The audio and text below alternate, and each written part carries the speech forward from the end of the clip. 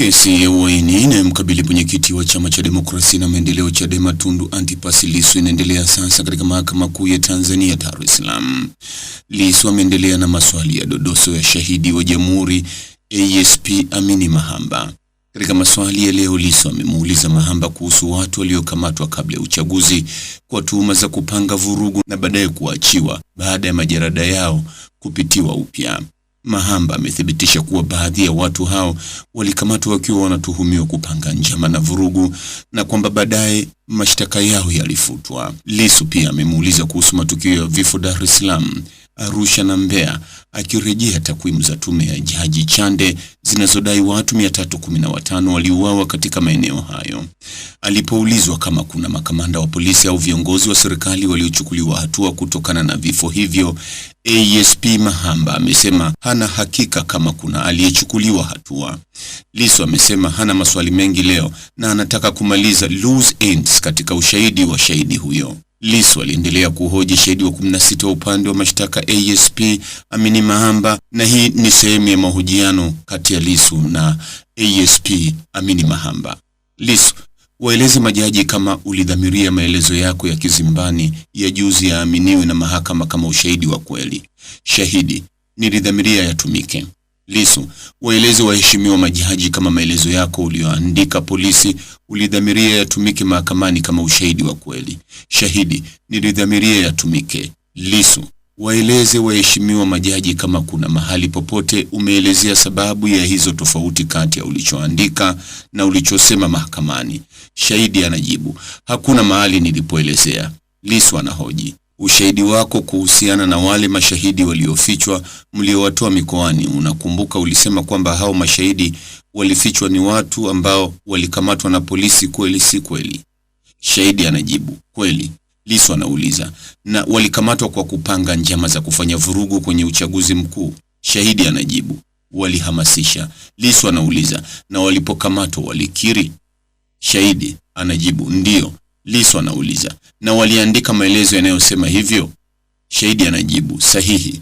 Lissu anauliza: hiyo mipango waliokuwa wanaipanga ilikuwa makosa ya jinai? Shahidi anajibu: kweli. Lissu anauliza: wakakiri kwa maandishi, mkawaleta mahakamani wakakiri mahakamani au sio? Shahidi akajibu: ndio. Lissu akaendelea kuuliza: waeleze majaji hizo tuhuma za kijinai mlizowakamata nazo ziliishia wapi? Shahidi akajibu: nikirejea maelezo yangu baada ya kuwakamata, baada ya kupata taarifa kutoka kwa RCO, tuliitisha jalada, tukalisoma, tukalipitia, tulibaini wote walikuwa wamechochewa na wewe. Lissu akauliza swali jingine: ni kweli au si kweli mliwafutia kesi wote? Lissu: katika hao mashahidi waliokuwepo walitokea Dar es Salaam. Ni kweli au si kweli mliwafutia kesi wote? Katika hao mashahidi waliokuwepo waliotokea Dar es Salaam, waeleze majaji kama ni kweli au si kweli Dar es Salaam kulitokea vurugu zilizoua watu 182. Shahidi anajibu: mimi sio msemaji wa jeshi la polisi. Lissu anamuuliza: kwa mujibu wa tume ya Jaji Chande, watu 182 waliuawa Dar es Salaam, kweli si kweli? Shahidi: si kweli. Lissu anamuuliza: mliwashtaki kwa makosa mliowakamata? Shahidi: kimya. Lissu anauliza: siku ya uchaguzi tarehe 29, kwa mujibu wa Jaji Chande, waliuawa watu 23 na watu ambao mlikuwa mnajua wameandika walikuja mahakamani wakasema tutaleta fujo, mmewaachia? Shahidi anajibu: si kweli. Lissu anauliza: umesema ulikuwa mpelelezi wa matukio Oktoba 29? Shahidi: ndio.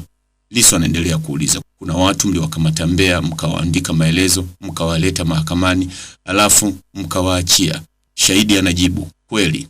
Lissu anauliza: kwenye mji wa Mbeya, kwa mujibu wa ripoti ya Jaji Chande, waliuawa watu 80. Shahidi anakaa kimya.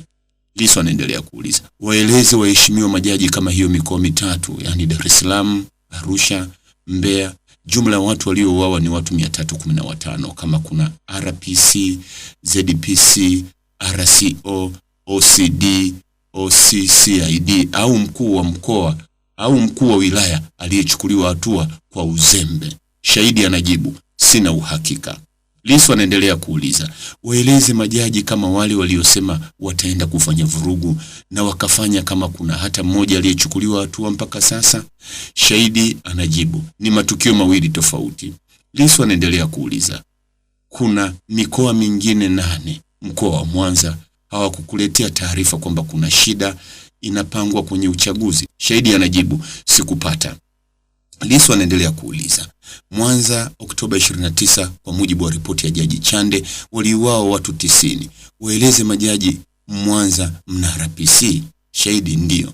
Lissu akauliza, kuna RCO, mtu wa usalama wa taifa, au mapolisi wote, kama kuna aliyechukuliwa hatua kwa kutoona janga kubwa lililokuta mkoa wa Mwanza? Shahidi akajibu, sina uhakika.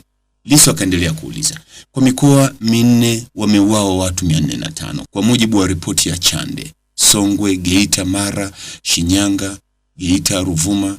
Katika mikoa hiyo ni Ruvuma pekee mlipewa taarifa kwamba watu wanapanga kufanya vurugu, mkawakamata, wakaandika maelezo ya mashtaka, mkawaleta mahakamani, mkawaachia. Ni kweli si kweli?